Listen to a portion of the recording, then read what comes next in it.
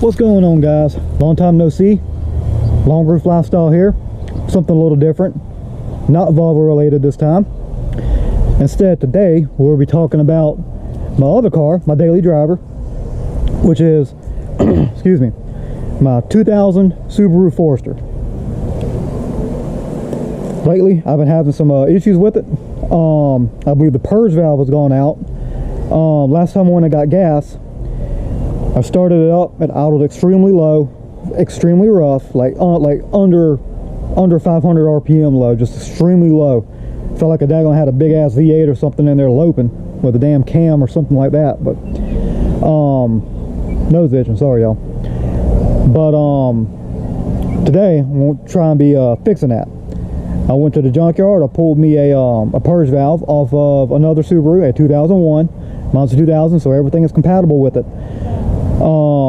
But anyway, I'm gonna be running through that just a little bit, kind of showing y'all how to do that, what to look for. I've only got like 20% on this battery, so I'm gonna have to make this quick. I'm not gonna go through like everything, but I'll give you an idea about what needs to be done and what to look for and all that good stuff. So this is the car. This is my Subaru.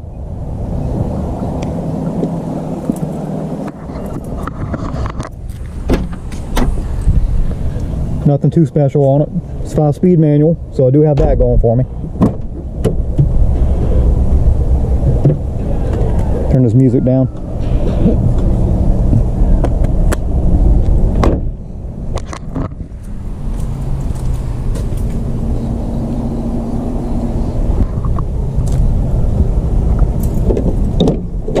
It's a fun little car. So, anyway, this is what we'll be replacing. This is the purge valve, part of the evaporation system. Actually, I need to pop my hood anyway, hang on. It's part of the evap system, so therefore it kind of interacts with gas and stuff like that. And if I'm not mistaken, hang on, let me jostle y'all around for a second. Sky view.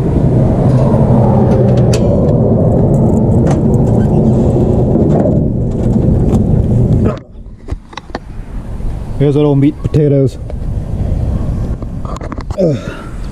So, what this thing does, my understanding anyway, I'm not 100% like, I ain't no mechanic or whatever, I just do this kind of stuff for fun to keep my cars up and going.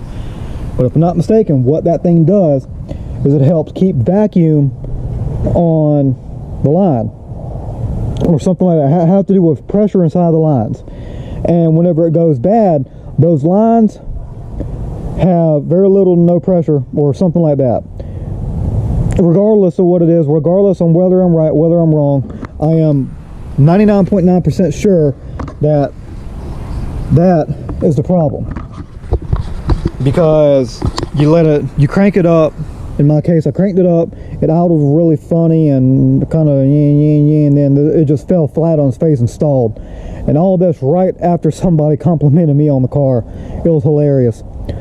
But anyway, yeah, I got 18%, need to wrap this up soon. So basically, this right here should be a 12mm bolt. Can't really see it that well. It is actually, it's behind these wires right here. That's a ground. This right here goes to your fuel pressure regulator, which is right here. And then this line right here goes to the cruise over here. So you pull those off like that and that. And then you have to kind of meander around with the rest of it. Probably a good idea to unplug your wires, kind of get everything out of the way, because there ain't a lot of room to work down there. Like so, kind of move them out the way. Kind of, I said, the more stuff you can move, the better. I'm going to undo this too. That's a 10mm right there on that ground, but you can't really see it. Let me get my phone, kind of open it up for you a little bit. Let's see here. Here we go. So if I can do it like this, maybe. Not really. This is a GoPro, so what can you do, right? But anyway, if I can do it like this. So basically, the valve, purge valve, is that thing right there with that electrical socket coming out of it. Inside that little metal looking thing, you can see the bolt right up there. That's a 12. You can see the little vacuum lines going over to it on the left hand side. So you have to wrestle all that out. So, in closing, if you start your car up, it idles really low, idles like crap, runs like crap, that is probably going to be your problem. It says 12 mil right there. You got 2 vacuum lines and a connector. I'm going to do another test here in a second to see if there's something I'm speculating. I don't know if it's the right thing or not. But if this right here is designed to hold vacuum, and this one right here is good, and that one right there is bad, then you should be able to blow air through all the way. And if I'm not mistaken, you shouldn't. There would be no resistance. Excuse me. And this right here has tons of resistance. I mean, you can't. I mean, ain't nothing at all. Sorry for those noises, guys. You're gonna laugh at me on that. But anyway, let me go ahead and break this thing off, and I'll get right back to you.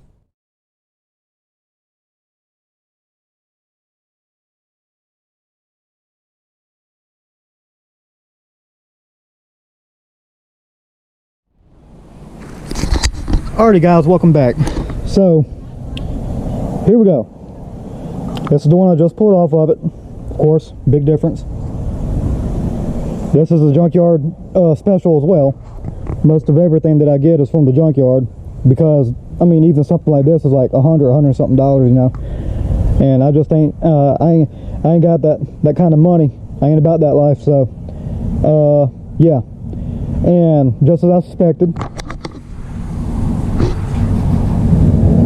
smell gas.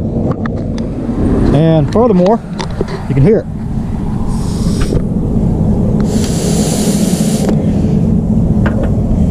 Whereas on this one, nothing. So I'm pretty sure, I'm 100% sure now that this is the problem.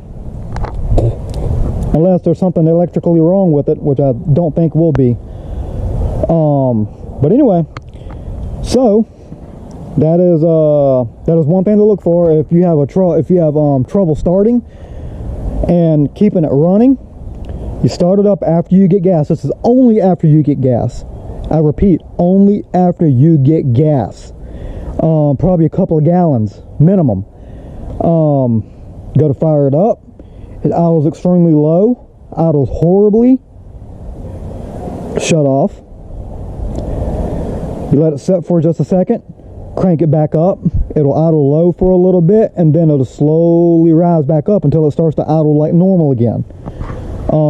If it's doing that, take a look at your purge valve. That is a very, very real possibility. So, with that said, I'll go ahead and let y'all go.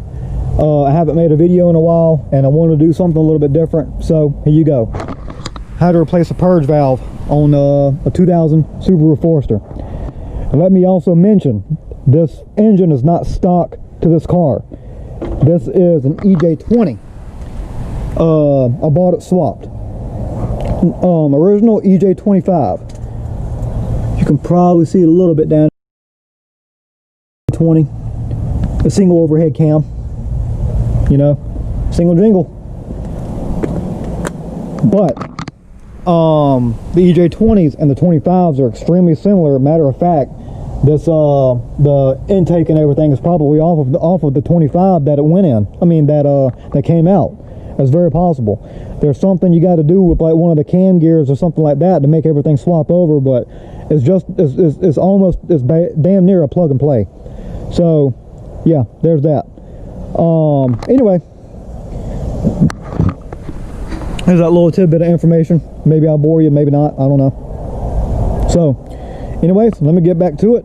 This is my daily driver, so I do have to keep it up and running the best I can. I do have my Volvo. It is drivable, but I'm driving this to keep the miles off of it for the time being. Eventually, this one right here will be in the shop for to have some work done to it. It needs a clutch and a few other things and stuff like that. So I might start a little video series and whatnot whenever I get around to that. It's probably going to be early next year. But anyway, thank you for watching. I really appreciate it. Like and subscribe and like if that's your kind of thing. I'll see y'all around. Hold it down, y'all.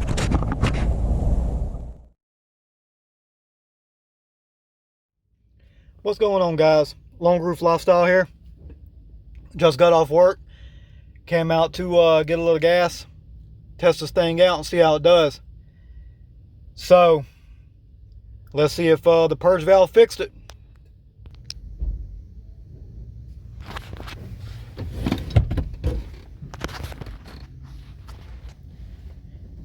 If it didn't, then I'll still have issues. If it fires right up, good to go.